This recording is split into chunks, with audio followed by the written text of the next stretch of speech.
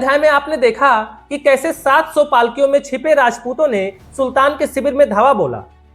गोरा ने अपने प्राण देकर राजा रतन सिंह को मुक्त कराया। खिलजी अपमानित हुआ और उसने शपथ ली अब चित्तौड़ जलेगा। और अब चित्तौड़ घिर चुका था। चारों ओर मुगल सेना, हाथी, तोपें और झंडे दिख रहे थे। किले के द्वार बंद हो चुके थे।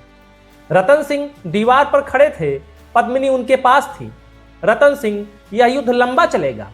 पद्मिनी ने शांत स्वर में कहा, तो हमारा धैर्य उससे लंबा होना चाहिए। दिन बीतते हैं, रास्ते बंद। अन्न सीमित था।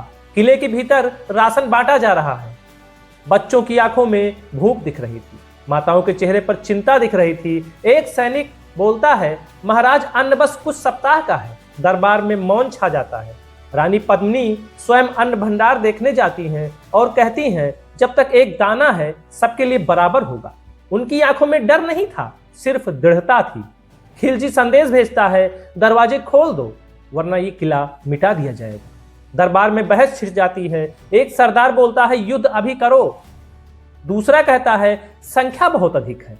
रतन सिंह पद्मिनी की ओर देखने लगते हैं। पद्मिनी धीरे से बोलती हैं, सम्मान पर समझौता राजपूत नहीं करता। एक वृद्ध सरदार बोलता है, जब किला टूटने लगे तो स्त्रियां जौहर करती हैं और पुरुष साका। पद्मिनी उठती हैं और बोलती हैं, यदि मृत्यु ही अंतिम सत्य है तो हम उसे चुनेंगे, पर अपमान नहीं। सभी समझ जाते हैं निर्णय हो चुका है। महल के भीतर विशाल अग्निकुंड तैयार। सैकड़ों स्त्रियां एकत्र हुई। कोई रो नहीं रहा, सिर्फ मंत्रों की धीमी ध्वनि। एक युवा स्त्री पूछती है, महारानी क्या कोई और मार्ग नहीं है? पद्मिनी कहती है, हमारी देह नष्ट हो सकती है लेकिन हमारा स्वाभिमान नहीं। रतन सिंह और पद्मिनी आमने सामने, कोई आंसू नहीं।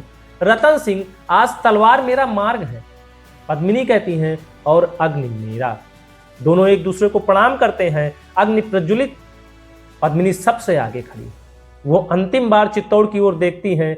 ये पराजय नहीं थी, ये चयन था। धीरे धीरे स्त्रियां अग्नि में प्रवेश करती हैं। धुआं, मौन, अंत, सुबह। राजपूत केसरिया पहनते हैं। द्वार खुलते हैं। अंतिम युद्ध छिड़ जाता है। हर सैनिक जानता है वापसी नहीं होगी। तलवारें टकराती हैं। एक एक कर योद्धा गिरते हैं लेकिन कोई पीछे नहीं हटता। खिलजी किले में प्रवेश करता है। महल खाली था। वहां केवल राख थी। उसकी आंखों में क्रोध दिखाई देता है और पराजय, दोनों एक साथ दिख रहे थे। किला घिर गया था लेकिन चित्तौड़ का सम्मान अमर हो गया था। मिलते हैं अगले एपिसोड में। धन्यवाद दोस्तों। जय हिंद।